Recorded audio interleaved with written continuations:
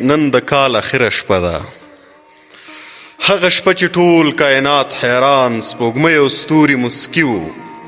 زما او ستا د روحونو اتصال د ګمانه په یقین بدلیدونکی و.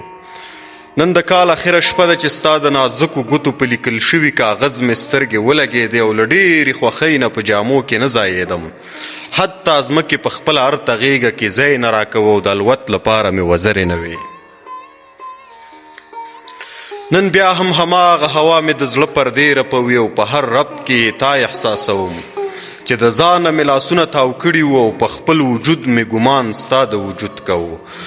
خپل زړه مې ستا او ستا زړه مې په خپلې سینې کې احساسوو. نن د کال اخره شپه ده چې نسیم یې ستا د زلفو د مشکو او انبرو خوشبويي راوړه چې روح او روان مې پرې تازه کېده او ځان مې ستا د پیغلتوب د سپرلي د باغ مالک وګڼه.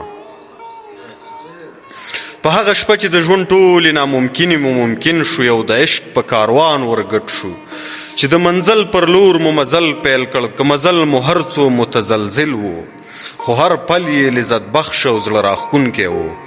ما فکر کوو چې دا شپه به تا ته د ګلانو په ډالۍ کولو، ستا د تندي په ښکلولو او تا په خپلې غېږ کې په نیولو ونمانځم.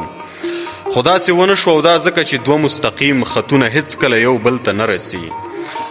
ته هم لکه مستقیم خط پر مخ روانوي او منزل ته د رسېدو ټولې وعدې دي دروغ وي. خو زه پوهېږم چې د خپل وجدان لاسونه د خپل ګریوان ته ور واچول منګولې مروړې او هېڅ هم لاس ته نه درځي.